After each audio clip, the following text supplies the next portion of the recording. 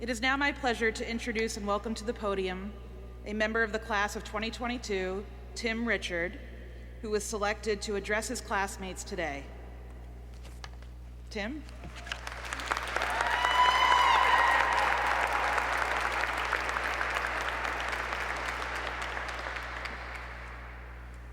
Thank you, Dean Crowley. Before I begin my remarks today, it's my honor and privilege to acknowledge the 2022 Class Marshal, Professor Elizabeth Kirk. The class of 2022 selected Professor Kirk to read our names today as we cross the altar to receive our degrees. This honor is given by our class as a way to thank Professor Kirk for inspiring, guiding, and challenging us. On behalf of the entire class of 2022, Professor Kirk, thank you. Will you please stand?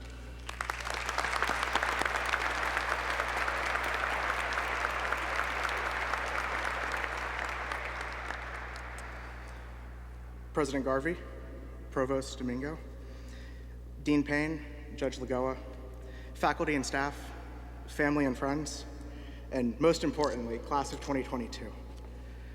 Take a breath. We made it.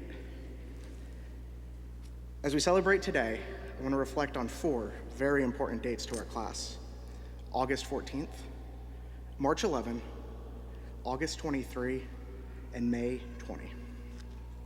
August 14th, 2018 and 2019. Conveniently, for both the day and evening divisions, this was the day we held our orientation, August 14th. Just 1 year apart. Shout out to Dean Crowley for consistency.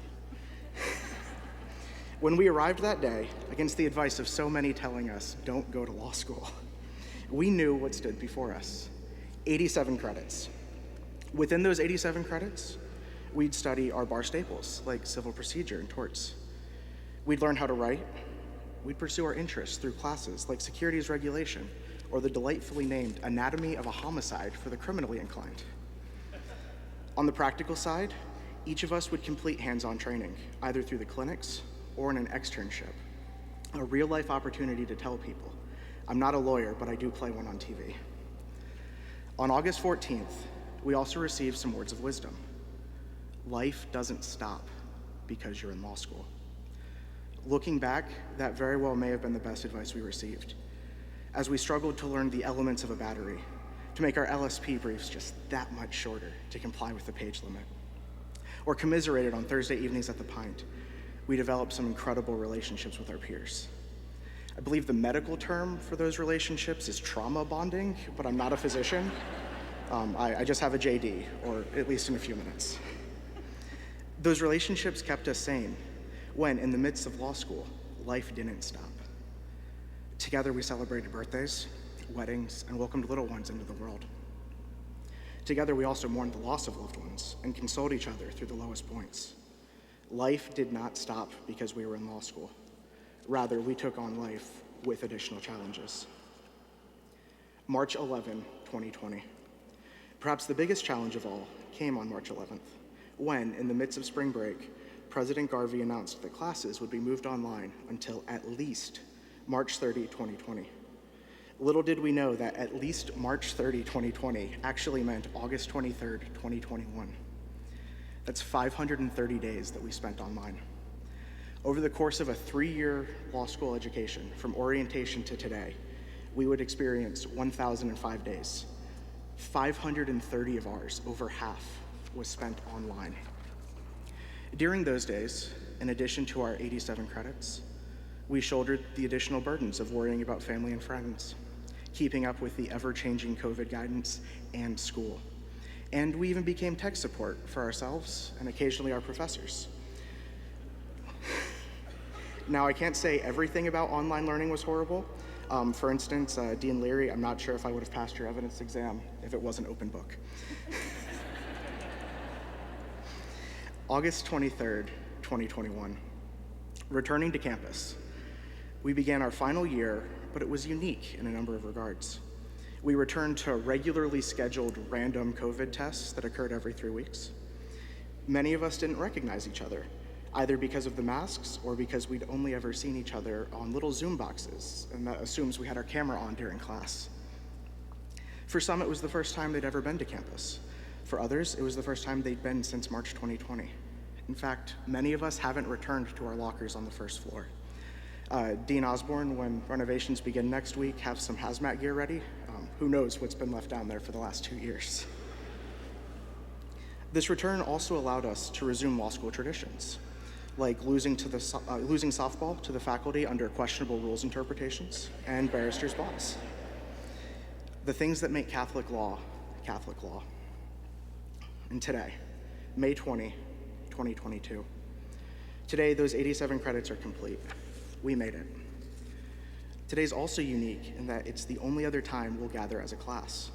The last time we did this was at orientation, August 14th, 2019. That morning, we received our Blue Books, our Lexis and Westlaw logins. Almost 3 years later, or 4 for the evening students, I'm certain many of us can remember the nerves and the daunting task which lay ahead. Dean Payne, then a newly minted law dean, took us through the typical law school orientation exercise. Look to your left, look to your right. One of you won't make it to graduation. What a humbling way to begin the law school experience. That evening, we each took an oath administered by Judge Anderson. I, Timothy Armando Richard, do solemnly swear or affirm that to the best of my ability, I'll be professional and ethical in all that I do as a member of the community of the Columbus School of Law. I will treat all persons whom I encounter with fairness, integrity, and civility.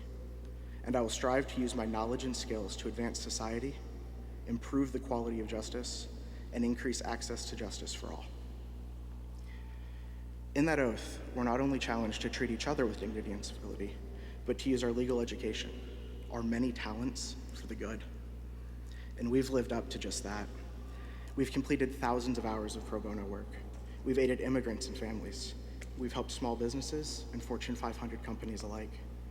We've served on both sides of criminal prosecution and at every level of government. From the Hill to the alphabet soup of agencies to judges' chambers across the country. 1,005 days ago, or more, we took an oath to use our skills to make society better. Through the struggles of law school, the struggles of life, and the struggles of a pandemic, we've done just that. In a few months, we'll take a similar oath as we're admitted to the bar as attorneys, and we take ownership of a new title, Esquire. But that's all in the future. Right now, in this moment, as the class of 2022, think about everything you've accomplished. Think about all those nerves on that first day. And please look to your left, look to your right. All of us, we made it to graduation. Congratulations.